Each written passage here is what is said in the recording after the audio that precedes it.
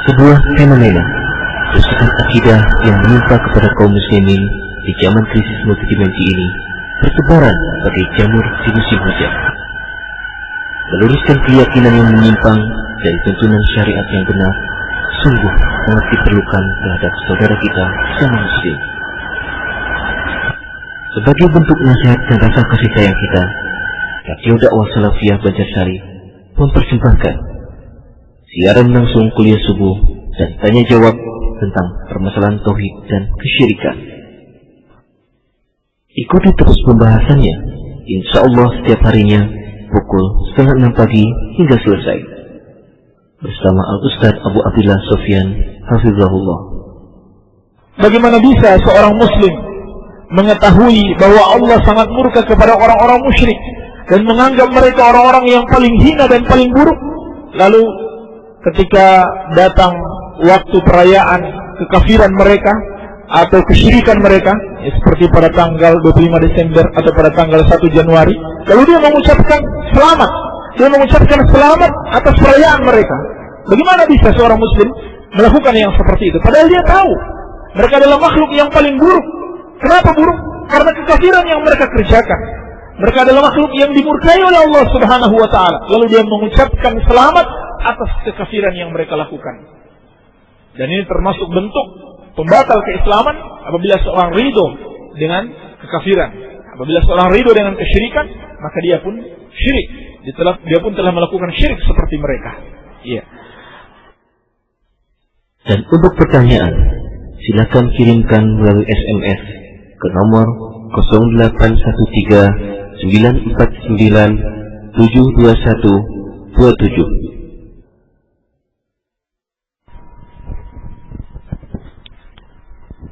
Bismillahirrahmanirrahim. Innal hamdalillah nahmaduhu wa nasta'inuhu wa nastaghfiruh wa na'udzu billahi min shururi anfusina wa sayyiati a'malina. Man yahdihillahu fala mudilla lahu wa man yudlil fala hadiya lahu. Wa ashhadu an la ilaha illallah wahdahu la sharika lahu wa ashhadu anna Muhammadan abduhu wa rasuluh sallallahu alaihi wa ala alihi wa sahabatihi ajma'in wa man tabi'ahum bi ihsanin ila yaumiddin. Para pendengar Radio Dakwah Salafiyah rahimani wa rahimakumullah. Alhamdulillah, pertemuan sebelumnya telah kita masuk pada bab Maja'a fil ruqa wat tamaim. Penjelasan tentang ruqyah atau jampi-jampi dan at-tamaim, jimat. Pada pertemuan kali ini insyaallah masih pada bab yang sama, melanjutkan beberapa dalil yang disebutkan oleh Al-Mu'allif rahimahullahu ta'ala di dalam bab ini. Dan telah kita jelaskan bahwasannya jampi-jampi atau membacakan sesuatu kepada si sakit atau orang yang sakit itu membaca untuk dirinya sendiri adalah perlu perincian. Perlu perincian. Tidak semua bentuk jampi itu terlarang dalam syariat. Jampi-jampi yang dibolehkan disebutkan oleh para ulama dengan memenuhi 3 syarat. Syarat yang pertama, hendaklah orang yang melakukan jampi ini atau yang dijampi tidak meyakini bahwa ruqyah tersebut bisa bermanfaat dengan sendirinya tanpa izin Allah Subhanahu wa ta'ala. Ini yang pertama. Yang kedua, hendaklah tidak dilakukan dengan perkara yang menyelisihi syariat. Dan yang paling menyelisihi syariat adalah kesyirikan kepada Allah Subhanahu wa ta'ala, yaitu ketika seorang meminta pertolongan kepada selain Allah Subhanahu wa ta'ala. Dan ini biasa yang dilakukan oleh dukun. Di dalam menjampi seseorang atau mengobati seseorang, para dukun ini meminta pertolongan kepada syaitan, ya, kepada tuan-tuan mereka dari kalangan jin agar membantu mereka menyembuhkan si sakit. Ya. Meskipun mungkin terkadang orang yang sakit itu bisa sembuh, ya, namun jalan yang dia tempuh adalah jalan yang salah, ya, yakni mengobati satu penyakit dengan penyakit yang lebih parah, yaitu kesyirikan kepada Allah Subhanahu wa ta'ala.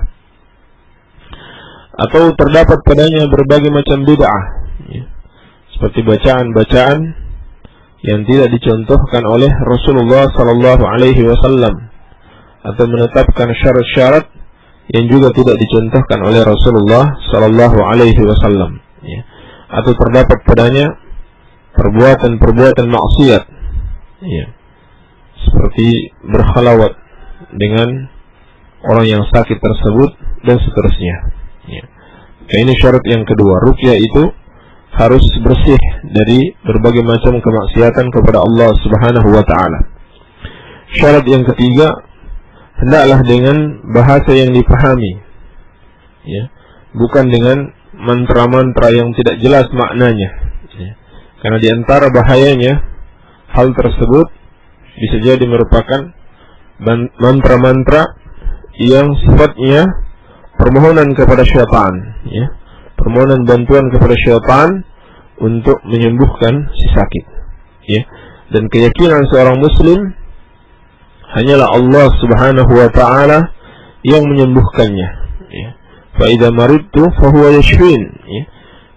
Kalau aku sakit, maka Allah Subhanahu wa ta'ala yang menyembuhkan aku, ya. Dan dalam doa Nabi sallallahu alaihi wasallam, azhibil ba'sa rabban nasi washfi anta syafi la shifaa illa shifaa'uk shifaan la yughadiru saqama, ya. Doa untuk meruqyah orang yang sakit, diantaranya yang diajarkan Rasulullah sallallahu alaihi wasallam, hilangkanlah penyakit ini wahai Rabbnya manusia, washfi anta syafi, sembuhkanlah, engkaulah sang penyembuh, la shifaa illa shifaa'uk shifaan la yughadiru saqama, ya. Tidak ada kesembuhan kecuali kesembuhan darimu, kesembuhan yang tidak menyisakan penyakit sedikit pun. Ini yang diajarkan Rasulullah sallallahu alaihi wasallam, ya. Oleh karenanya, jemaah sekalian yang dirahmati Allah Subhanahu wa ta'ala, ketika seorang sakit, ya, baik sakit yang bisa ditangani oleh medis, ya, oleh para dokter, maupun sakit yang sifatnya gangguan syaitan, ya, gangguan jin berupa sihir, ya, santet dan yang lainnya, maka janganlah dia mendatangi dukun, ya. Janganlah dia mendatangi orang-orang yang melakukan pengobatan dengan cara yang menyelisihi syariat Allah Subhanahu wa ta'ala, ya. Dan sakit itu merupakan cobaan, ya, termasuk mencoba seseorang agar tidak melakukan hal-hal yang menyelisihi syariat Allah Subhanahu wa ta'ala. Dan ini salah satu makna dari kesabaran, ya. Ketika seorang ditimpa musibah, janganlah dia melakukan hal-hal yang menyelisihi syariat Allah Subhanahu wa ta'ala. Itulah sebabnya mengapa meminta ruqyah, ya. Walaupun itu adalah ruqyah syar'iyyah, ruqyah yang dibolehkan, ya, adalah termasuk hal yang menafikan tawakal, ya, meskipun tidak menafikan dari akar tawakal tersebut, ya, tapi mengurangi kesempurnaannya, ya. Seperti dalam hadis 70.000 orang yang masuk surga tanpa hisab, di antara sifat mereka adalah la yastarqun, ya. Mereka tidak meminta ruqyah. Dijelaskan oleh para ulama, karena ketika seorang meminta ruqyah, maka berarti dalam hatinya syai'un min at-ta'alluq li ghairillah subhanahu wa ta'ala, ya. Terdapat sedikit dari ketergantungan kepada selain Allah Subhanahu wa ta'ala, ya. Namun kalau orang yang bisa meruqyah kemudian melihat saudaranya sakit, maka sangat disukai baginya untuk meruqyah saudaranya, ya, menolong saudaranya. Nabi sallallahu alaihi wasallam bersabda, "Man istata'a minkum an yanfa'a akhahu falyaf'al." Ya. Siapa di antara kalian yang bisa memberikan kemanfaatan kepada saudaranya, maka hendaklah dia lakukan. Ya. Demikian pula kalau kita meminta ruqyah bukan untuk diri kita sendiri, kepada orang lain, ya, maka hal ini juga tidak termasuk dalam larangan la yastarqun, ya, mereka tidak pernah minta diruqyah, ya. Jadi apabila ruqyah itu tidak terpenuhi syarat-syarat, ya, 3 syarat ini, maka jadilah ruqyah itu atau bacaan jampi-jampi itu termasuk bagian dari jampi-jampi yang terlarang di dalam syariat Allah Subhanahu wa taala. Iya. Adapun bacaan yang dibolehkan adalah dengan membaca Al-Qur'anul Karim, ya, seluruh surat dalam Al-Qur'an, ya. Seluruh surat dalam Al-Qur'an bisa digunakan untuk pengobatan, ya. Allah Subhanahu wa taala berfirman, "Wa nunazzilu minal Qur'an ma huwa shifaa'un wa rahmah." Ya. Dan kami turunkan dari Al-Qur'an di dalamnya terdapat pengobatan, ya. Terdapat syifa, ya, kesembuhan dan juga rahmat, ya. Seluruh Al-Qur'an, seluruh ayat Al-Qur'an bisa dibacakan kepada orang yang sakit, ya, sebagai bentuk pengobatan kepadanya, ya. Atau dibacakan oleh orang yang sakit itu sendiri, ya, dan dia niatkan untuk meruqyah dirinya, ya. Namun begitu ada ayat-ayat yang dikhususkan, ya, seperti yang disebutkan dalam hadis-hadis yang dibaca oleh Rasulullah sallallahu alaihi wasallam dan para sahabat, ya, seperti surat Al-Fatihah, ya, sebagaimana dalam riwayat Bukhari ketika sekelompok sahabat singgah di suatu kampung dan kampung tersebut pemimpinnya disengat oleh kalajengking, ya, atau binatang berbisa, maka bangkitlah salah seorang sahabat yang diminta untuk meruqyah, lalu dia membaca surat Al-Fatihah, ya, dengan izin Allah Subhanahu wa taala sembuhlah pemimpin kaum tersebut, iya.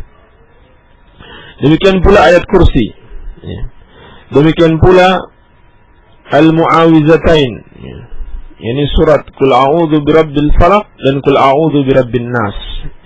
Bahkan 2 surat ini secara khusus turun untuk meruqyah Rasulullah sallallahu alaihi wasallam yang dilakukan oleh Jibril, ya. Dikarenakan beliau disihir oleh seorang Yahudi, ya. Rasulullah sallallahu alaihi wasallam pernah disihir atau pernah disantet oleh seorang Yahudi, ya. Lalu Allah Subhanahu wa taala menurunkan surat Qul a'udzu birabbil falaq dan Qul a'udzu birabbin nas sebagai perlindungan, ya, sebagai doa perlindungan kepada Allah Subhanahu wa taala dari kejahatan tukang-tukang sihir ini, iya.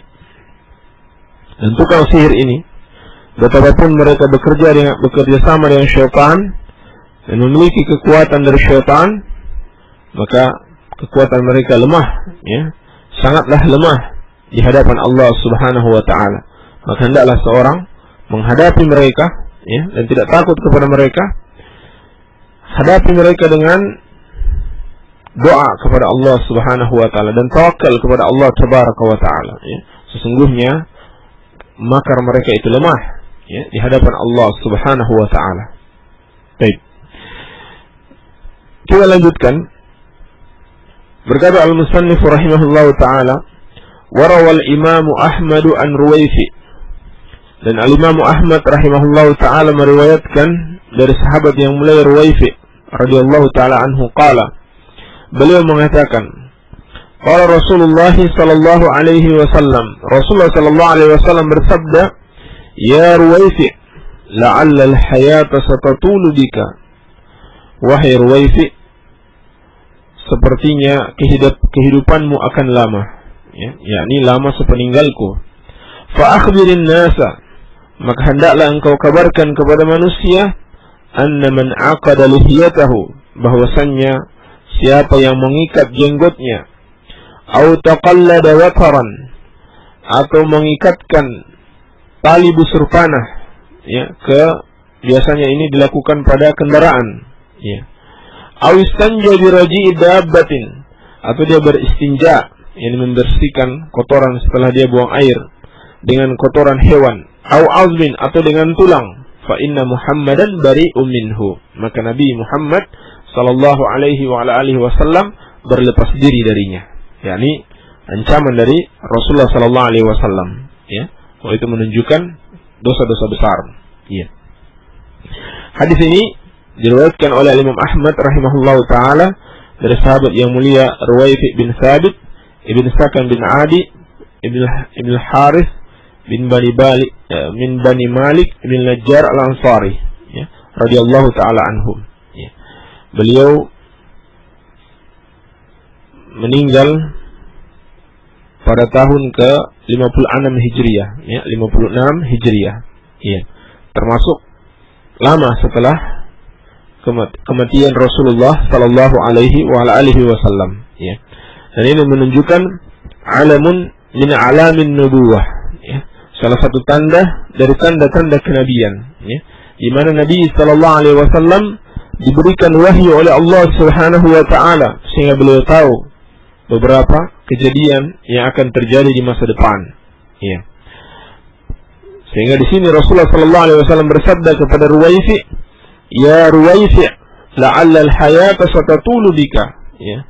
Wahai Ruwaifi, ya, sepertinya kehidupanmu akan panjang setelah kematianku, ya. Dan kenyataannya memang demikian. Ruwaifi radhiyallahu taala anhu meninggal, ya, pada tahun ke-56 Hijriah, ya. Maka Nabi sallallahu alaihi wasallam berpesan kepadanya, "Fa akhbirin nas," kabarkan kepada manusia. Ini menunjukkan kewajiban untuk berdakwah, ya, kewajiban untuk berdakwah dan membimbing orang-orang yang belum tahu, ya, tentang agama Allah Subhanahu wa taala, ya. Setiap orang yang mengetahui tentang hukum Allah wajib baginya untuk menyampaikan kepada orang-orang yang belum tahu, ya. Dan ini bukan sekedar kewajiban kepada Ruwaifi, ya, tapi pesan kepada seluruh umat Rasulullah sallallahu alaihi wa alihi wasallam, ya. Beliau berpesan, fa akhbirin nas, kabarkan kepada manusia, anna man aqada lihyatahu. Pesan pertama, bahwasannya siapa yang mengikat jenggotnya, ya, ini termasuk yang dilarang di dalam syariat Islam, ya.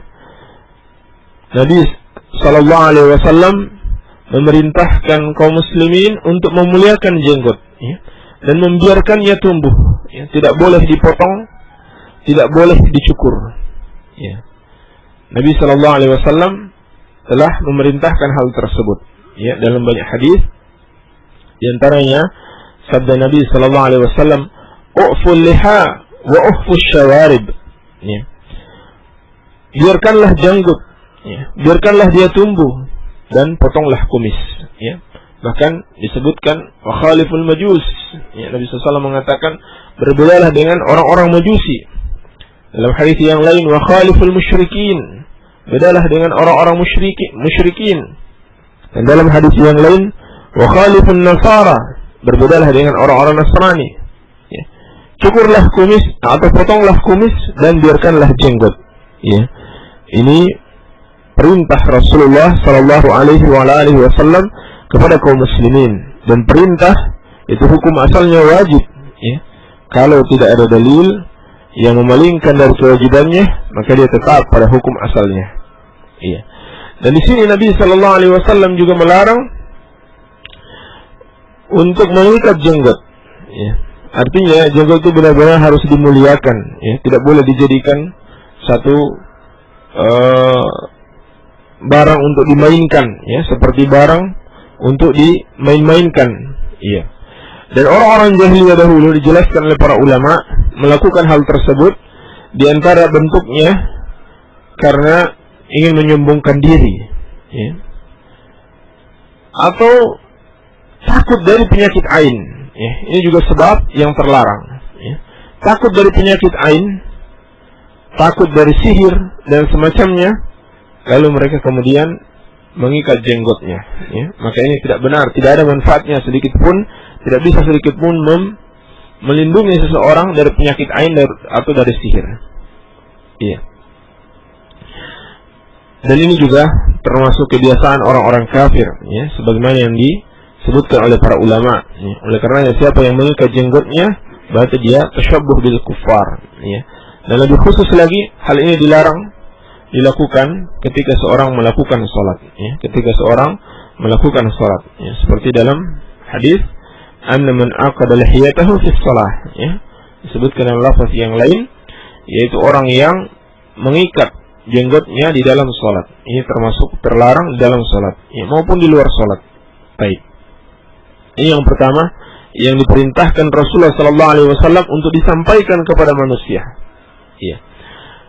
Au taqallada wataran, atau seorang yang mengikatkan tali busur panah, ya, yang biasanya mereka lakukan pada kendaraan mereka, ya, dengan tujuan untuk melindungi kendaraan ini dari penyakit ain, ya, dari sihir dan yang semisalnya, ya.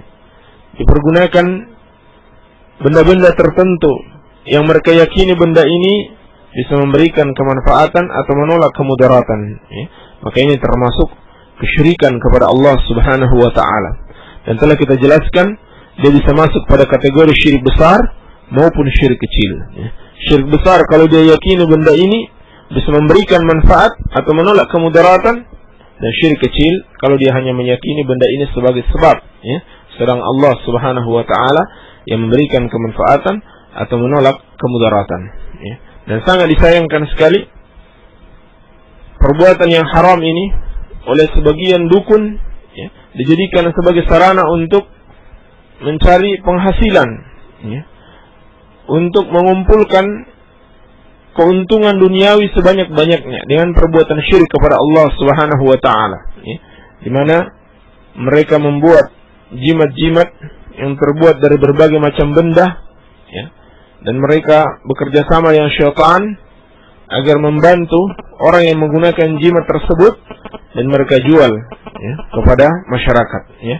Bahkan sekarang ini sudah tidak malu lagi, ya, mereka mengiklankan jimat-jimat tersebut di media-media massa, ya, di koran-koran, di majalah, ya, bahkan di televisi dan radio untuk melariskan jimat-jimat tersebut, yang termasuk penyesatan yang dilakukan oleh para dukun tersebut, ya.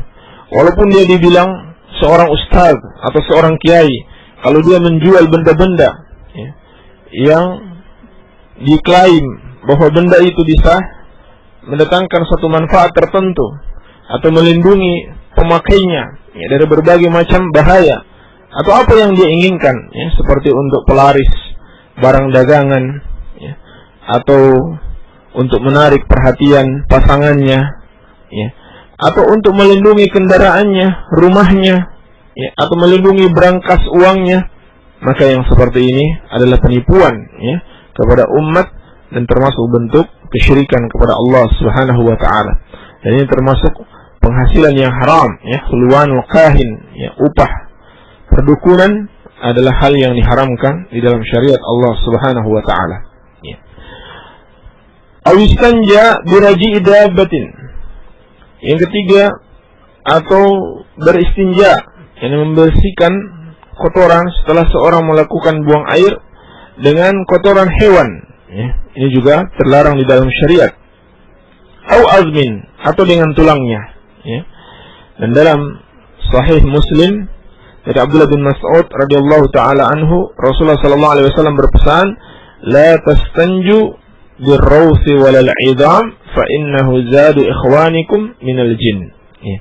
Kata Nabi sallallahu alaihi wasallam, janganlah kalian beristinja dengan kotoran hewan, jangan pula dengan tulangnya, karena sesungguhnya itu adalah bekal, ya, bekal saudara kalian dari kalangan jin, ya. Dijelaskan oleh para ulama, kotoran hewannya manusia, ya, itu adalah bekal untuk kotoran untuk hewannya jin, ya.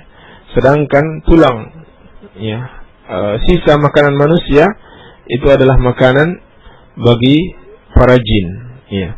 Kalau seorang menyembelih hewan itu dengan bismillah, ya, dan seorang memakannya dengan bismillah, maka itu adalah sisa makanannya adalah dari tulang-tulang itu adalah makanannya jin dari kalangan kaum muslimin, ya, jin-jin yang muslim. Ya. Ini seperti diberitakan oleh Rasulullah sallallahu alaihi wasallam, ya. Dan beliau menegaskan seperti dalam hadis Abu Hurairah radhiyallahu taala anhu, naha ayyastanja bi'izamin wa rawsin wa qala innahuma la yutahhiran. Ya, Nabi sallallahu alaihi wasallam melarang seorang beristinja dengan tulang atau dengan kotoran hewan karena keduanya tidak bisa membersihkan, ya. Adapun yang dituntunkan oleh Rasulullah sallallahu alaihi wasallam beristinja itu dengan batu, ya. Terlebih ketika tidak ada air, maka boleh seorang beristinja dengan batu, ya. Ataupun ma yakumu maqamahu, ya, yang bisa menggantikan batu seperti tisu dan sebagainya. Baik. Maka apabila seorang melakukan hal-hal tersebut, fa inna Muhammadan bari'un minhu. Sesungguhnya Nabi Muhammad sallallahu alaihi wasallam berlepas diri darinya. Ya. Ini menunjukkan betapa hal-hal tersebut yang disebutkan dalam hadis ini adalah termasuk dosa-dosa besar, ya. Karena Nabi sallallahu alaihi wasallam mengancam hal itu dengan berlepas diri, ya. Nabi sallallahu alaihi wasallam berlepas diri. Terutama yang paling besar dosanya ketika seorang meyakini hal tersebut bisa memberikan kemanfaatan dan menolak kemudaratan, ya. Padahal Allah Subhanahu wa taala tidak mengabarkan bahwa benda itu bisa memberikan kemanfaatan kepada makhluk, ya. Seperti seorang yang mengikat jenggotnya, ya, dengan keyakinan bahwa itu bisa melindungi dia dari penyakit ain, atau menggunakan busur panah, ya, sebagai benda yang bisa melindungi dia dari mara bahaya, maka hal ini termasuk kesyirikan kepada Allah Subhanahu wa taala. Hadis ini juga menunjukkan kasih sayang Nabi sallallahu alaihi wasallam kepada umatnya. Tidaklah ada satu keburukan yang beliau ketahui kecuali beliau peringatkan, ya, kecuali beliau peringatkan dari umatnya, ya. Dan beliau sallallahu alaihi wasallam senantiasa mengawasi bagaimana keadaan umatnya, ya. Apakah ada dari mereka hal-hal yang menyelisihi syariat, sehingga beliau kemudian membimbing, ya, membimbing umatnya untuk mengikuti apa yang telah diwahyukan Allah Subhanahu wa taala kepadanya, terutama mengikuti tauhid, ya, mengikuti ajaran Allah Subhanahu wa taala untuk mentauhidkannya dan menjauhi segala perbuatan yang merupakan kesyirikan kepada Allah Subhanahu wa taala. Baik. Dalil yang berikutnya, wa an Sa'id bin Jubair. Wa an Sa'id bin Jubair rahimahullahu taala qala, beliau mengatakan, man qata'a tamimatan min insanin kana ka'idli raqabatin. Ya. Barang siapa yang memotong jimat atau mengeluarkan jimat dari seorang manusia, maka itu seperti membebaskan seorang budak, ya. Seperti membebaskan seorang budak. Membebaskan seorang budak adalah perbuatan yang sangat baik, ya. Membebaskan seseorang dari perbudakan adalah satu amal saleh yang sangat besar pahalanya, ya. Sa'id bin Jubair rahimahullah ta'ala telah pernah kita sampaikan sekilas biografi beliau. Beliau adalah salah seorang kibarul ulama dari kalangan tabi'in, ya, murid besar dari Abdullah bin Abbas radhiyallahu taala anhuma, ya. Beliau mengatakan, barang siapa yang memotong jimat atau mengeluarkan jimat dari seorang manusia, maka itu seperti membebaskan seorang budak, ya. Dijelaskan oleh para ulama maksud dari perkataan beliau, karena orang yang menggunakan jimat hakikatnya dia diperbudak oleh syaitan, ya. hakikatnya dia diperbudak oleh syaitan, ya. Maka ketika seorang menghilangkan jimat dari orang yang menggunakannya, seakan-akan dia menghilangkan perbudakan, ya, perbudakan orang ini dari syaitan, ya. Maka sama seperti dia membebaskan seorang budak, ya. Jadi hadis ini juga menunjukkan, atau asar ini menunjukkan betapa para ulama, ya, betapa para ulama memperhatikan permasalahan ini dengan sebenar-benarnya, karena ini merupakan kesyirikan kepada Allah Subhanahu wa taala. Sehingga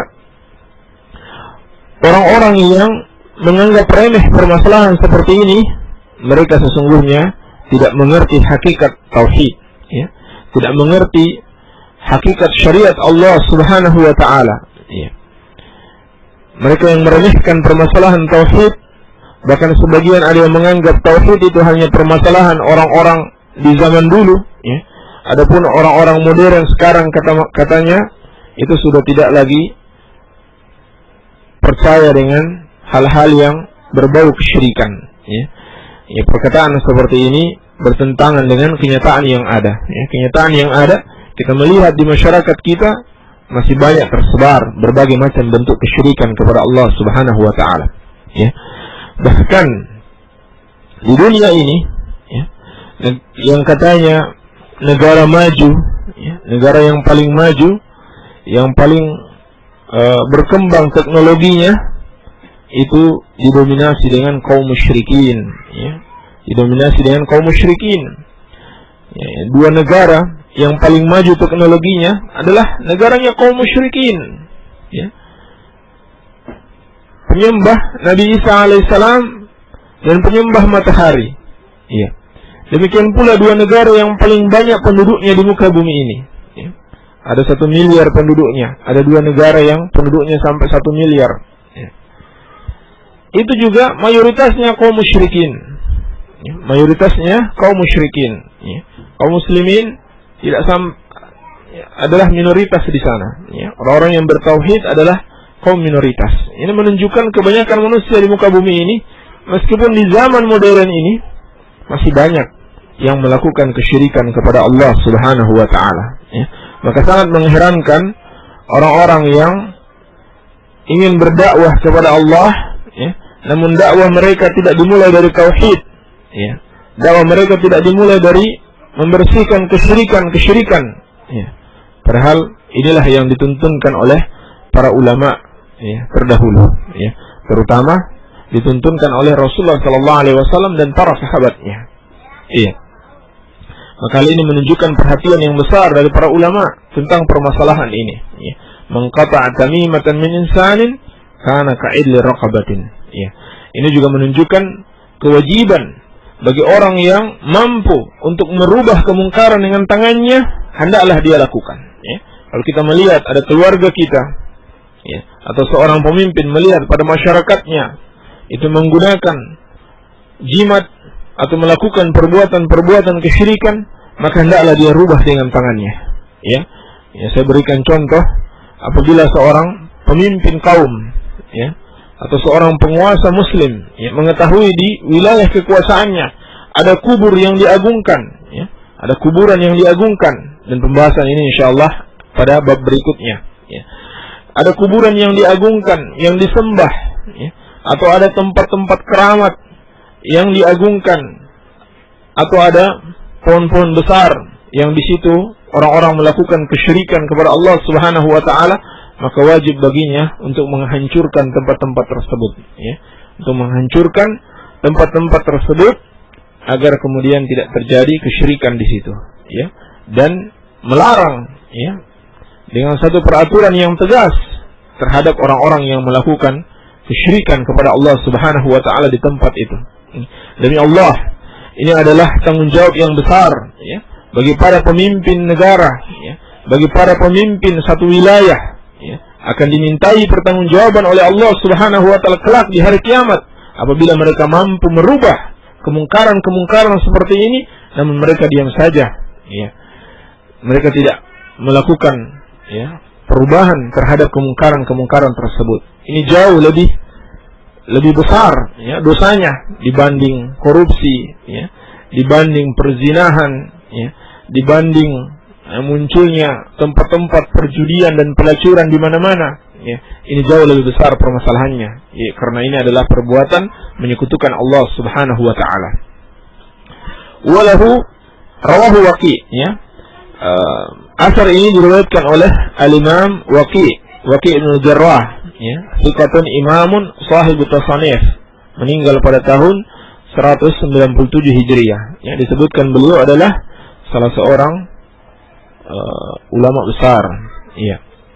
Walahu an Ibrahim, juga diriwayatkan oleh Al-Imam Waqi dari Ibrahim, yakni Ibrahim An-Nakhai ya, thiqatun min kibaril fuqaha ya, salah seorang ulama besar dari kalangan tabi'in ya, salah seorang murid dari Abdullah bin Mas'ud radhiyallahu taala anhu, meninggal pada tahun 96 Hijriah ya. Beliau berkata, "Kanu yakrahuna at-tama'ima kullaha min al-Qur'an wa ghairil Qur'an."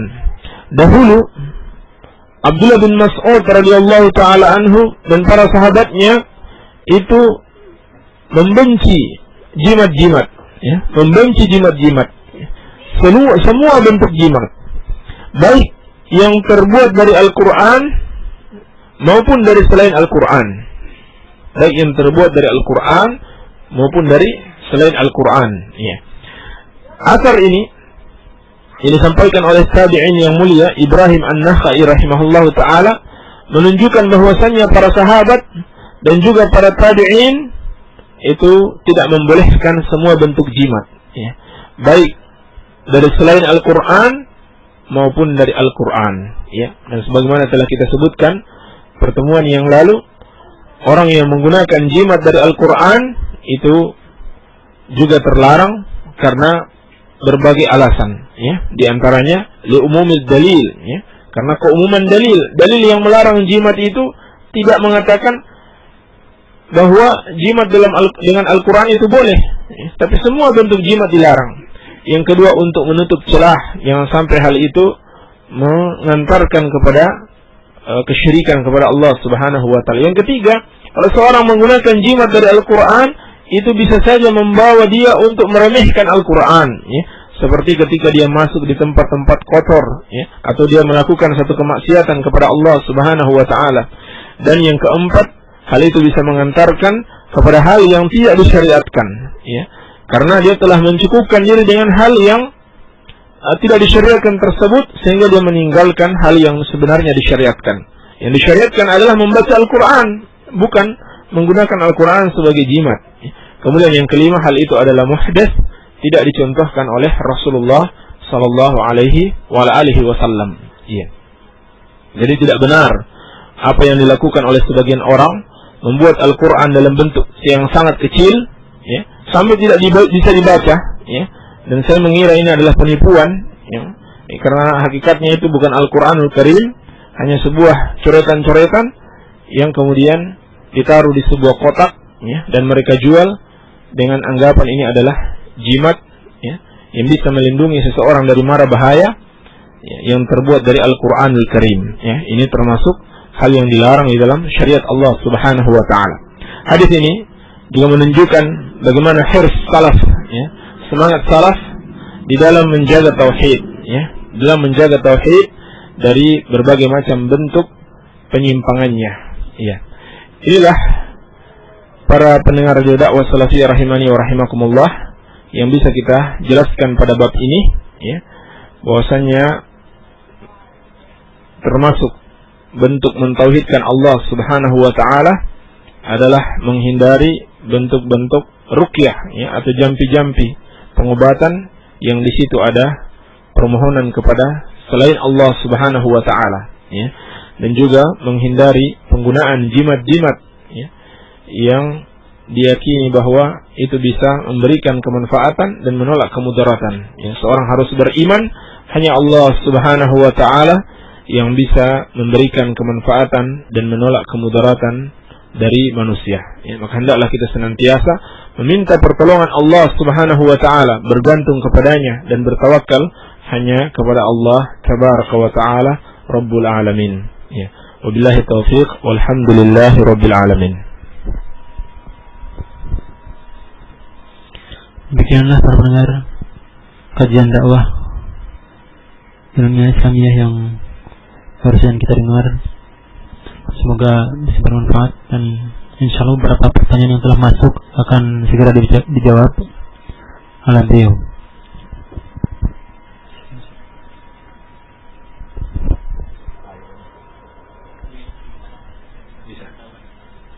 Baik. Bismillahirrahmanirrahim. Wassalatu wassalamu ala Rasulillah. Pertanyaan yang pertama, bila seorang wanita ikut ta'lim salafi, ya, tapi suaminya masih ikut tahlilan kematian dan sering dapat makanan dari acara tersebut, bagaimana dengan makanan tersebut? Apa dimakan atau dibuang? Sebelum saya menjawab pertanyaannya, maka saya nasihatkan kepada wanita ini untuk bersabar, ya, dan tetap berdakwah kepada suaminya dengan lemah lembut dan menjelaskannya dengan dalil-dalil yang sesuai dengan Al-Quran dan Sunnah Rasulullah Sallallahu Alaihi Wasallam. Ya.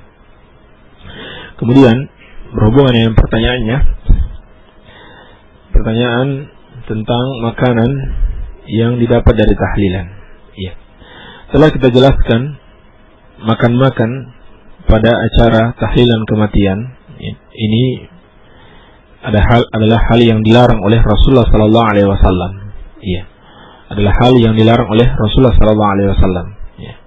Ini termasuk bid'ah jelas, ya. Termasuk bid'ah jelas dengan dalil umum. Man amila amalan laisa alaihi amruna fahuwa raddun. Barang siapa mengerjakan suatu amalan yang tidak kami perintahkan, maka amalan itu tertolak. Ya. Tapi sebenarnya amalan ini lebih dari itu. Ya. Di samping ada dalil umum yang melarang, yaitu larangan bid'ah, ada juga dalil khusus, ya, yang disebutkan oleh sahabat yang mulia Jarir bin Abdullah, ya, sebagaimana telah kita sampaikan. Kata beliau, kunna na'uddu ala ahdi Rasulullah sallallahu alaihi wasallam al-ijtima' inda ahli al-mayyit wa sun'ahum lit-ta'am min an-niyaha. Bahwasanya Rasulullah sallallahu alaihi wasallam dan para sahabat, kata Jabir, kami menganggap hal itu, yakni berkumpul-kumpul di rumah orang yang mati setelah dia dikuburkan, dalam riwayat lain katakan ba'da dafnihi, dan makan-makan di situ adalah termasuk kategori meratapi mayit. Termasuk kategori meratapi mayit. Iya. Jadi memang hal ini secara khusus ada larangannya dari Rasulullah sallallahu alaihi wasallam, ya. Oleh karenanya Imam Syafi'i rahimahullah taala mengatakan wa akrahul ma'tam, dan aku membenci berkumpul-kumpul untuk makan-makan, ya, di rumah orang yang meninggal dunia. Jadi kalau ada orang yang mengklaim itu mazhab Syafi'i, itu tidak benar sama sekali, ya. Itu bukan bagian dari mazhab Syafi'i rahimahullah taala. Ya, sebaliknya Imam Syafi'i rahimahullah melarang hal tersebut, ya. Demikian pula para ulama yang lainnya. Ya. Ini kalau makan di situ. Nah, permasalahannya sekarang seperti yang ditanyakan, barangkali kalau makan bukan di tempat itu, ya, seperti kita di rumah lalu dibawakan makanan tersebut, ya. Maka jawabannya ada perincian dari para ulama, ya. Perincian yang pertama, makanan itu diharamkan apabila di situ mengandung bentuk pertolongan kepada kegiatan tersebut. Iya. Karena tolong menolong di dalam kebatilan itu adalah hal yang diharamkan. Iya. Demikian pula apabila dia berdampak pada lemahnya hati orang yang memakannya untuk mengingkari kemungkaran tersebut. Ya. Karena seringnya dia makan makanan ini, pada akhirnya dia pun mengatakan kalau gitu boleh-boleh saja. Nah, ini kalau ada dampak seperti ini maka tidak dibolehkan. Atau bisa menjadi syubhat bagi orang-orang awam, ya. Misalkan masyarakat kemudian melihat, ya, kalau ada orang yang menerima makanan ini, mereka menganggap berarti setuju, ya, setuju dengan perbuatan tersebut, ya. Ini difatwakan oleh Syekh Ahmad An-Najmi, demikian pula Syekh Abdul Aziz Al-Syekh dan Syekh Abdul Rahim Al-Bukhari. Mereka semua memfatwakan hal ini tidak dibolehkan. Iya, ini perincian yang pertama. Perincian yang kedua, apabila hal-hal tersebut tidak ada, ya, seperti tidak ada kekhawatiran, itu bisa menjadi syubhat, ya, atau membuat hati kita menjadi lemah mengingkari kemungkaran, ya. Dan bisa dijelaskan, ya, bisa dijelaskan bahwa acara-acara itu sebenarnya adalah kebid'ahan, ya. Bahkan sebagian ada sampai pada kesyirikan kepada Allah Subhanahu wa taala, ya. Sedangkan makanannya atau harta itu bisa dimanfaatkan, ya. Bisa dijelaskan, ya, bisa dijelaskan kepada masyarakat bahwa hal itu sebagai bentuk kebid'ahan, sedangkan makanannya bisa dimanfaatkan, maka hal ini tidak apa-apa, karena hakikatnya hukum asalnya makanannya itu halal, ya. Hukum asalnya makanannya itu halal, ya, sepanjang dia bukan misalkan sembelihan kepada selain Allah Subhanahu wa taala. Iya. Ya, dan ini difatwakan oleh Syekh Abdul Aziz Ibn Baz rahimahullah taala dengan dalil bahwasanya Nabi sallallahu alaihi wasallam pernah mengambil harta yang dipersembahkan, ya, hartanya bukan sembelihan, ya, harta yang dipersembahkan kepada Allata, ya, untuk membayar hutang Urwah bin Mas'ud As-Saqafi radhiyallahu taala anhu, ya. Tapi dengan syarat, ya, hal itu tidak merupakan bentuk pertolongan kepada kegiatan tersebut, ya, atau bisa membuat hati seorang itu lemah untuk mengingkari kemungkaran, ya, atau bisa menjadi syubhat bagi orang awam, ya, yang melihat hal itu, ya. Jadi hakikatnya hukum asalnya makanan itu halal, ya, sepanjang tidak ada keharaman di situ seperti persembahan kepada selain Allah, ya, sembelihan kepada selain Allah, maka hukum asalnya dia halal, boleh dimakan, ya, sepanjang tidak ada hal-hal yang bisa menyebabkan dia menjadi haram, ya. Demikian kesimpulannya, wallahu a'lam, ya. Pertanyaan berikutnya, apa hukumnya merapikan gigi dengan cara dikikir, ya. Adakah tuntunannya dari Rasulullah sallallahu alaihi wasallam? Kalau ada, apakah doanya?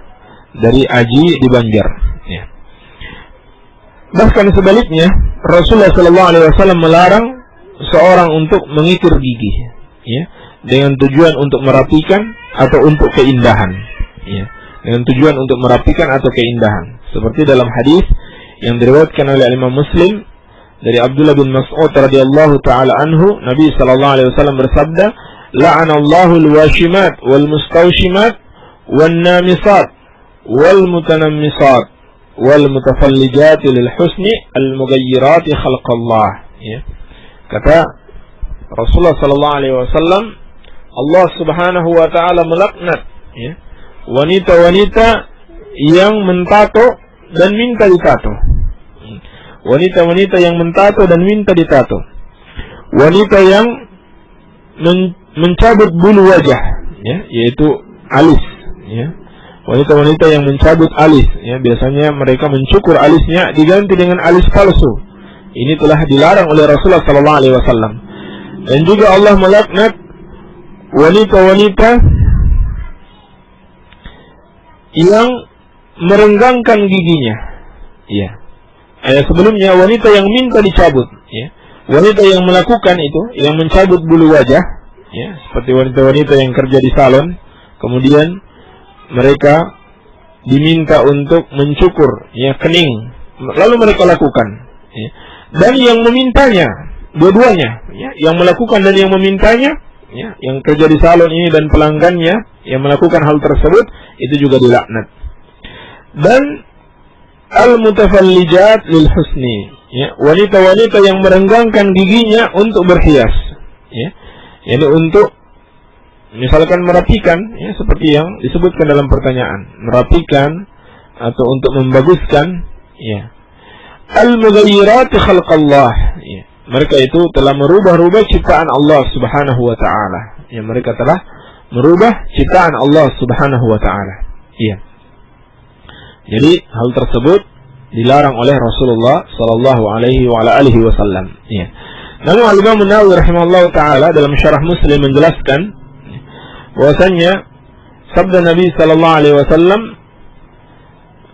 al-mutafallijat lil husni, ya, mereka menghias mereka mengikir giginya untuk merapikan atau untuk keindahan, ya. Maka ini menunjukkan kalau untuk tujuan selain itu seperti untuk pengobatan, ya, maka hal ini tidak mengapa insyaallah taala, ya. Untuk pengobatan tidak mengapa insyaallah taala. Baik. Masuk dalam hal ini seperti yang sering ditanyakan, bagaimana hukumnya menggunakan kawat gigi, ya? Bagaimana hukumnya menggunakan kawat gigi? Maka seperti yang disebutkan di sini, kalau tujuannya untuk memperindah saja, ya, atau merubah apa yang Allah ciptakan, ya, memperindah dengan cara merubah apa yang Allah ciptakan, ya, maka hal ini tidak dibolehkan, ya. Tapi tujuannya untuk pengobatan, maka hal ini tidak mengapa insyaallah taala, ya. Ya, silakan dirujuk pada syarah Muslim yang oleh Al-Imam An-Nawawi rahimahullahu taala, ya. Baik. Pertanyaan berikutnya, bagaimana cara sujud sahwi dan kapan dikerjakannya? Ya. Bagaimana cara sujud sahwi dan kapan dikerjakannya? Ya. Menjawab pertanyaan ini, kami kutipkan penjelasan Asy-Syaikh Al-Utsaimin rahimahullahu taala, ya. Beliau menjelaskan faktor-faktor yang menyebabkan sujud sahwi itu ada 3 macam, ya. Faktor-faktor yang menyebabkan sujud sahwi itu ada 3 macam, ya. Ini ada banyak perinciannya. Ini saya nasihatkan yang bertanya hendaklah dicatat, ya, supaya tidak lupa, ya. Kata beliau, faktor-faktor yang menyebabkan sujud sahwi itu ada 3 macam. Iya. Yang pertama, penambahan. Ya. Yang pertama, penambahan di dalam sholat. Ya. Penambahan ini, kalau disengaja, ya, seperti seorang sengaja menambah rukun sholat, ya, sholat 4 rakaat ditambah menjadi 5 rakaat, maka sholatnya batal, ya, harus diulang, ya. Sujud sahwi tidak bermanfaat, ya. Tapi yang dimaksud di sini sujud sahwi bagi orang yang lupa. Sahwi itu kan artinya lupa, iya. Orang yang menambah rakaat misalkan karena lupa, orang yang menambah rakaat karena lupa, iya, maka iya, hendaklah dia melakukan sujud sahwi, ya, hendaklah dia melakukan sujud sahwi, ya. Kapan dia lakukan sujud sahwi? Dia lakukan sujud sahwi setelah salam. Dia lakukan sujud sahwi setelah salam, iya. Artinya dia selesaikan dulu salatnya, ya, salam, kemudian sujud sahwi, lalu salam lagi. Sujud sahwi 2 kali, lalu salam lagi, ya. Sujud sahwi itu tata caranya sujud 2 kali, kemudian salam, iya. Ini harus kita ingat. Kalau penambahan, ya, sifatnya penambahan, ya, misalkan orang sholat zuhur 5 rakaat, ya, hendaklah dia selesaikan sholatnya salam, lalu kemudian dia sujud sahwi, kemudian salam lagi. Baik, ini bentuk yang pertama, ya. Kemudian yang kedua, ya, karena pengurangan. Baik. Dan pengurangan ini kalau dilakukan dengan sengaja, ya, seperti mengurangi rukun sholat atau wajib sholat, dengan sengaja dilakukan, maka ini sholatnya batal, ya. Sholatnya batal, harus dia ulang kembali, ya. Tapi kalau dia lupa, ya, kalau dia lupa, bagaimana cara dia mengatasi hal ini? Yang pertama, kalau kelupaannya itu, ya, pada rukun sholat, ya, jadi ada dibedakan, ya, dia lupa pada rukun sholat, kemudian yang kedua wajib sholat, iya. Baik. Kalau rukun sholat, dia lupa rukun sholat, maka rukun itu harus tetap dikerjakan. Harus tetap dikerjakan, ya. Misalkan seorang lupa 1 rakaat, ya, lupa 1 rakaat, ya, sholat zuhur 4 rakaat, dia laksanakan 3 rakaat saja, maka dia harus menambah 1 rakaat ini, ya. dia harus menambah 1 rakaat ini. Iya. Dia harus menambah 1 rakaat ini, lalu kemudian dia sujud sahwi setelah salam. Ya, sama dengan yang pertama, sama dengan penambahan yang pertama. Ya. Jadi kemudian sujud sahwi setelah salam. Iya. Atau misalkan bentuk yang lain, seorang lupa sujud. Ya, lupa sujud pada rakaat pertama. Ya. Rakaat pertama dia lupa sujud. Ya. Maka sholatnya ini tetap dia teruskan, tetapi rakaat pertama itu tidak dia hitung. Ya. Rakaat kedua lah yang, kalau dia ingat pada rakaat kedua itulah yang menjadi rakaat pertamanya. Ya. Maka dalam bentuk ini juga dia sujud sahwi setelah salam. Ya, sujud sahwi setelah salam. Baik. Ini penambahan dalam rukun. Pengurangan dalam rukun. Baik. Sekarang pengurangan di dalam kewajiban sholat. Ya. Yang wajib-wajib sholat. Maka apabila seorang lupa ya, melaksanakan satu bentuk kewajiban dari kewajiban-kewajiban sholat, ya, seperti misalkan tasyahud awal. Ya. Tasyahud awal termasuk kewajiban dari kewajiban-kewajiban sholat. Ya. Bukan termasuk rukun. Ya. Kalau seorang lupa tasyahud awal, ya, maka dia tidak perlu untuk melaksanakan tasyahud tersebut kalau dia sudah lanjut pada rakaat ketiga dan dia telah berdiri secara sempurna. Ya. Yang dia lakukan hanyalah melakukan sujud sahwi. Kapan dia lakukan sujud sahwi ini? Dia lakukan sebelum salam. Nah, ini bedanya dengan yang sebelumnya. Ya. Dia lakukan sebelum salam. yakni setelah tahiyat akhir, sebelum mengucapkan salam, hendaklah dia sujud 2 rakaat, baru kemudian salam. Iya, baru kemudian salam. Baik.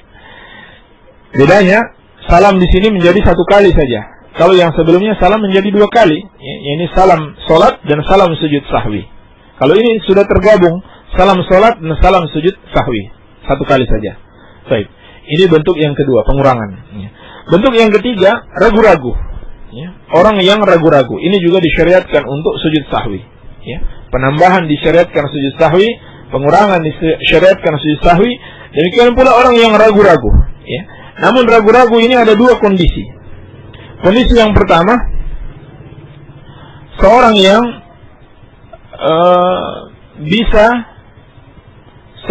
bisa menentukan, salah satunya lebih dia yakini. Seorang yang menentukan salah satunya lebih dia yakini.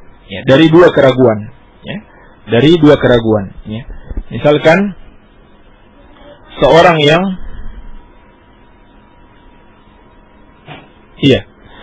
yang sholat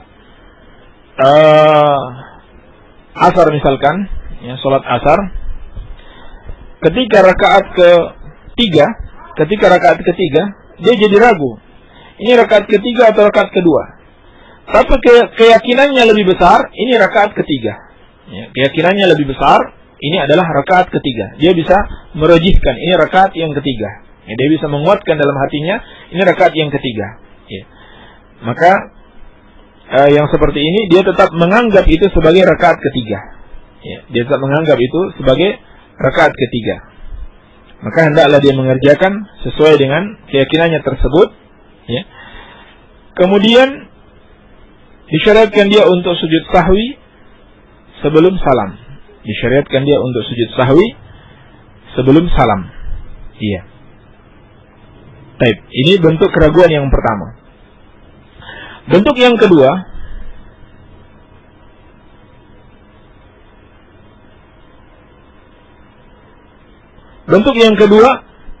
dia tidak bisa.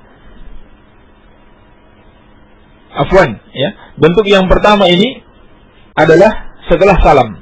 Setelah salam ini seperti penambahan. Seperti penambahan. Kalau seorang bisa merajihkan, antara 2 keraguan, maka yang bentuk yang pertama ini dia sujud sahwi setelah salam. Artinya dia salamnya nanti jadi 2 kali, salam sholat dan salam sujud sahwi. Adapun bentuk yang kedua, dia tidak bisa menentukan, dia tidak bisa merojihkan atau menguatkan antara dua keraguan. Ya. Misalkan contoh yang tadi, dia ragu ini rakaat kedua atau rakaat ketiga. Ya. Dia tidak bisa, keraguannya itu dalam kadar yang sama, ya, antara 2 atau 3 rakaat. Ya. Maka kalau dalam keadaan seperti ini hendaklah dia menganggap itu 2 rakaat. Dia memilih bilangan yang terkecil, ya, karena bilangan yang terkecil tentu akan mencakup bilangan yang besar. Iya. Nah, seperti ini. Sebaliknya dari yang pertama, ya, dia sujud sebelum salam. Ya, dia sujud sebelum salam. Ya. Demikianlah perincian yang disebutkan oleh Syekh Al-Utsaimin rahimahullahu taala. Ya. Siapa yang ingin mendapatkan faedah yang lebih luas disertai dalil-dalilnya secara lengkap, ya, hendaklah dia merujuk pada kitab sujud sahwi, ya, satu risalah, ya, risalatun fi sujudi sahwi yang ditulis oleh Syekh Al-Utsaimin rahimahullahu taala, lengkap dengan dalil-dalilnya. Baik.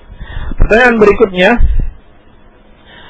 bila bacaan zikir yang lebih dari 33, boleh atau tidak menggunakan alat bantu lain selain jari? Ya, seperti mungkin menggunakan tasbih, ya, biji-bijian atau alat tertentu dan semisalnya. Baik. Pertanyaannya, bila bacaan zikir yang lebih dari 33, boleh atau tidak menggunakan alat bantu lain selain jari? Ya. Para ulama telah menjelaskan hal ini, bahwasannya hal itu dibolehkan, ya. Menggunakan tasbih untuk menghitung zikir, hal itu dibolehkan, namun sebaiknya ditinggalkan. Mengapa sebaiknya ditinggalkan?